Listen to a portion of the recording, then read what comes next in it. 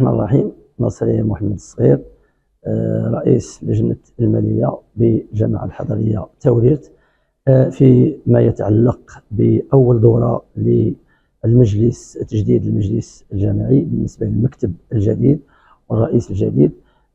أرى أنها مرت في ظروف جيدة وناقشت مختلف المواضيع التي تهم المصلحة العامة للمدينة ككل، رياضية، اجتماعية، اقتصادية، إلى غير ذلك من المشاريع المهمة.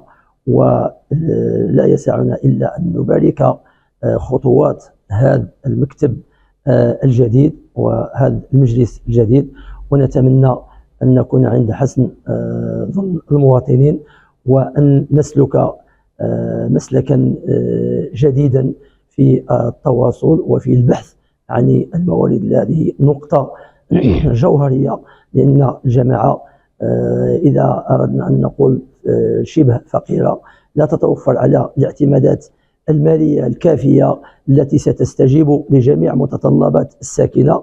ولهذا من المفروض علينا أن نعمل بجد ونضافر جهودنا، وكذلك بتنسيق مع مختلف المصالح، الوزارات المعنية، وكذلك السلطة الإقليمية والسلطة المحلية، ومختلف الفاعلين الاقتصاديين والقطاعات الأخرى، لتوفير الاعتمادات المالية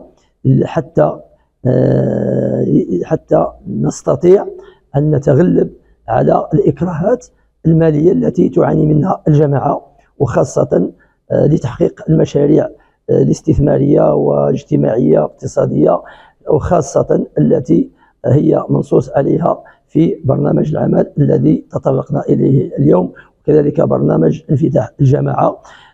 كل هذه مؤشرات على النوايا الحسنة للمجلس الجديد لتحقيق ما يصبو إليه وما يتمناه مواطنو مدينة توليت. ولهذا مناشدتي للجميع كمعارضة وكأغلبية وكمجتمع مدني وكجميع القطاعات، السلطة المحلية، السلطة إقليمية، وزارات، مختلف الوزارات، العمل من أجل هذه المدينة قصد إخراج هذه المشاريع المهيكلة لحيز الوجود. ونتمنى أن نكون مرة أخرى عند حسن ظن المواطنين، تحت القيادة الرشيدة لصاحب الجلالة الملك محمد السادس، نصره الله وأيده. السلام عليكم.